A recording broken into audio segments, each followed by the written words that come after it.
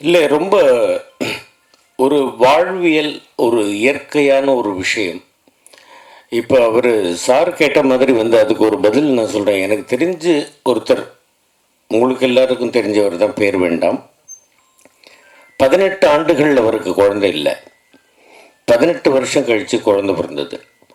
அது எப்போ அவங்களுக்கு வந்து அந்த அந்த உயிரணு எப்போ ஜாஸ்தி ஆகுது, எப்போ அது யாருக்கு கம்மியாகும், எப்போ குழந்தை பிறக்கும், அந்த மாதிரி எல்லாம் வந்து வர்றதுன்றது வந்து ஒரு மிகப்பெரிய இயற்கையினுடைய ஒரு அற்புதம்னு சொல்லணும். அந்த மாதிரி இந்த படத்தில் பார்க்கும் பொழுது அது இயற்கையினுடைய அற்புதம் தான். இதில் வந்து நீங்கள் பசுமாட்டுக்கு கூட நீங்கள் எடுத்துக்கலாம், நம்ம ஊர் பக்கம்லாம் பாருங்களேன். இந்த ஊசின்றது இப்போ தான் நம்ம வந்து ரொம்ப வருஷத்துக்கு அப்புறம் தான் கேள்விப்படுறோம்.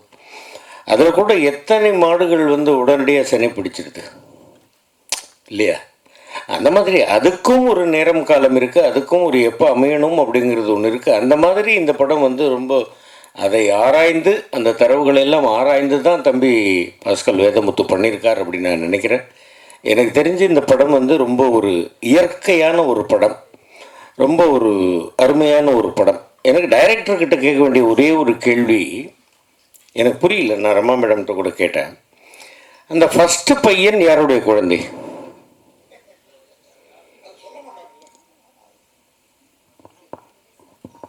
அது டெஸ்ட் பேபி சார், ஐவிஎஃப். அது ஐவிஎஃப் போனது காரணம் என்னென்னா, இவர் வந்து ரொம்ப ஹீரோயிட்டிக்கான ஒரு ஆள்லாம் இல்லை இந்த கேரக்டரை பொறுத்த வரைக்கும். இவருக்கு வந்து ஒரு ஆதிக்க மனநிலை இவருக்கு ரொம்ப பழமையானமான ஒரு கேரக்டரு. அதனால அந்த ஆதிக்கத்தை உடைக்கிறதுக்கு தான் ஐவிஎஃப் உள்ளே போக வேண்டியதாக இருந்துச்சு. அதை இவர் எப்படியா புரிஞ்சுக்கிறாரு அப்படிங்கிறது தான் அந்த படத்தோடைய ட்ராவல். அதுக்கு முடிகிற இடம் தான் அவர் ஹீரோவாக தவிர படம் முழுவதும் இல்லை. நான் சொல்கிறது என்னென்னு கேட்டிங்கன்னா, ஐவிஎஃப்ன்றது வந்து எப்படின்னு கேட்டிங்கன்னா, இந்த மெடிக்கல் டேர்ம். ஆமாம் சார். டாக்டர்ஸுக்கு ரொம்ப ஹைலி எஜுகேட்டட் இந்த இதில் இருக்கிறவங்க இவங்களுக்கெல்லாம் நல்லா புரியும். பட்டு ஒரு கிராமத்து மக்களுக்கு அது புரியுமா? இல்லை சார், நோக்கம் வந்து ஊசி போட்டால் குழந்தை பிறக்குமா அப்படின்ற ஒரு டவுட்டு தான் அவங்களுக்கு வரும் அப்படின்ற மாதிரி எனக்கு தோணுச்சு. தயவுசெய்து தப்பாக நினைக்கக்கூடாது. அதாவது இல்லைங்க, மாட்டுக்கு ஊசி போடுறது வேறு, மனுஷனுக்கு ஊசி போட்டு குழந்தை பிறந்திருக்கா? நீங்கள் என்னங்க நீங்கள், அதுவும் ஐவிஎஃப்ன்றது நமக்கு புரியலாம், கிராமத்து மக்களுக்கு, படிக்காதவங்களுக்கு, அந்த படிப்பறிவு இல்லாதவர்களுக்கு இது புரியுமா அப்படிங்கிறது சார். நான் வந்து நம்ம குழந்தை இல்லாதவங்களுக்கு அது எப்படி உயிர் உருவாகுது அப்படிங்கிறது அந்த கிளாரிட்டி மட்டும்தான் எனக்கு இருக்குது.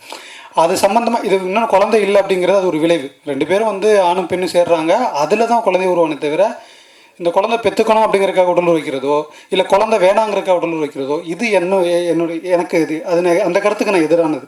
அதனால் எனக்கு தெளிவு என்னென்னா, குழந்தை ஒரு படைப்பு எப்படி உருவாகும் அதுதான் சொல்ல வேண்டியதாக இருந்துச்சு. அதனால் அது மட்டும்தான் பேசணும்னு நினைக்கிறேன். இப்போ ஐவிஎஃப் சம்மந்தமான பல கேள்விகள் இருக்கும், அது தேவையில்லைன்னு நினைக்கிறேன். இந்த கதைக்கு தேவையில்லாதனால அதை நான் அதை தவிர்த்துட்டேன். இல்லை, அது ரொம்ப அருமையான லாஸ்ட்டில் வந்து சொன்னது வந்து குழந்தை வேணுங்கிறதுக்காக வந்து நம்ம இருந்தோம். ஆணும் பெண்ணும் எப்போ சந்தோஷமாக இருக்கிறாங்களோ அப்போ தான் அவங்களுக்குள்ள ஒரு மூன்றாவதாக ஒரு உயிர் தோணுதுங்கிறதெல்லாம் ரொம்ப ஒரு கவிதைத்துவமான ஒரு விஷயம்.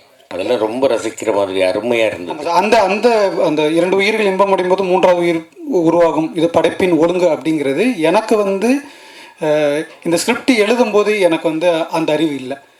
ஏன்னா 2015 போல் என் ஃப்ரெண்டுகிட்ட ஒருத்தர்கிட்ட கொடுக்கும்போது அவர் என்னை கேள்வி கேட்டார், கடைசியாக மறுபடியும் கன்சீவ் ஆகிட்டு வெளியில் வராங்களே, அந்த குழந்தை ஐவிஎஃப்க்கு பிறந்ததுங்கிறது சொல்கிறியா இல்லை இயற்கையாக பிறந்துச்சு அப்படின்னு சொல்கிறியான்னு எனக்கு கேட்டார். நான் அப்போதைக்கு சொன்ன பதில் வந்து, அதை ஆடியன்ஸ் என்னவா புரிஞ்சுக்கிட்டோம் எனக்கு தெரியல, அதை அவங்களா புரிஞ்சுக்கிட்டோம் அப்படிங்கிற பார்வை மட்டும்தான் இருந்தது. அதற்கு அப்புறமா தான் அதை வந்து அப்போ நம்ம ஒரு ஸ்டாண்ட் எடுக்க வேண்டியதாக இருக்குது. இப்படி விட்டுறக்கூடாது, நம்ம ஒன்று அது இன்னும் கொஞ்சம் தெளிவாக சொல்லணும் அப்படிங்கிறபோது அது சம்மந்தமாக நான் பார்க்கும்போது எனக்கு வந்து அண்ணன் செந்தமிழன் வந்து எனக்கு ரொம்ப இன்ஸ்பைர்டு. அவர் நம்மாழ்வார் ஐயா. ஸோ இவங்க இயற்கை சார்ந்தான அந்த கருத்தியெல்லாம் எப்படி வந்து சொல்கிறாங்க அப்படிங்கிறது. ஸோ அப்போ அதிலேருந்து தான் அதை வந்து ஓகே இது இந்த ஸ்டாண்டு தான் நம்ம எடுக்கணும் அப்படிங்கிறனால அது அங்கேருந்து எடுத்துக்கிட்டேன். அதெல்லாம் ரொம்ப அற்புதமாக இருந்தது. அதெல்லாம் வந்து சும்மா படமே வந்து ரொம்ப ஒரு படமாக நாம் இங்கிருந்து பார்க்காமல் அந்த அந்த கிராமத்துக்கு, ஒருவேளை நான் நடித்தேங்கிறதுக்காக நான் சொல்லலை, பார்க்கும் பொழுதே அந்த கிராமத்துக்குள்ளே போன மாதிரி இருந்தது. அதெல்லாம் ரொம்ப பாராட்ட தகுந்த விஷயம்தான். நீங்கள் எல்லாரும் என்ன சொல்கிறீங்க? ஆமாம் அவங்கள பண்ணாங்க. ஏன்னா பொட்டு வச்சுக்கிட்டு போகக்கூடாது, புருஷன் செத்தா என்னை கேலி பேசுகிறாங்க. அது ஊர் சம்மந்தப்பட்ட பிரச்சனையாக இருக்குது. அது ஊர் சம்மந்தப்பட்ட பிரச்சனை. சீவிட்டு போகிறா பார்த்தியா, இவன் எங்கேயோ போகிறா, புருஷன் செத்துனா அவளுக்கு போகிறா அப்படின்னு ஊரே பேசுகிறது டாபிக். இது வந்து ஊர் ஒன்றை பேச போகிறதில்ல. அவன் ஆம்பளை தானே, அவன் போக புரிஞ்சுப்பான் விடு. என்னை ஊரே புரிஞ்சுக்கிச்சு, அவன் ஒருத்தன் புரிஞ்சுக்க மாட்டானா அப்படிங்கிற இடம் தான் சார் இது. இல்லை இவ்வளோ எல்லாமே நேச்சுரலாக இருக்குன்னு இது வரைக்கும் அது மாதிரி கேள்விப்பட்டேன். பட் இது எனக்கு தெரியல. ஒருவேளை மேபி நான் அந்த பெரிய பொட்டு வைக்கிறேன்ல, ஸோ அந்த கலர்னால அது மாதிரி தெரியலாம். மற்றபடி மேக்கப் எதுவும் போடலை, நேச்சுரலாகவே அந்த பொட்டுனால அது மாதிரி தெரிஞ்சிருக்கும்னு நினைக்கிறேன். அதுவும் இல்லாமல் மாமியார் மருமகள் இது நிறைய நம்ம பார்த்துட்ருக்கோம். ஸோ எனக்கு ஒன்றும் பெருசாக தெரியல சார். டைரக்டர் என்ன சொன்னாரோ அது பிரகாரம் பண்ணேன்.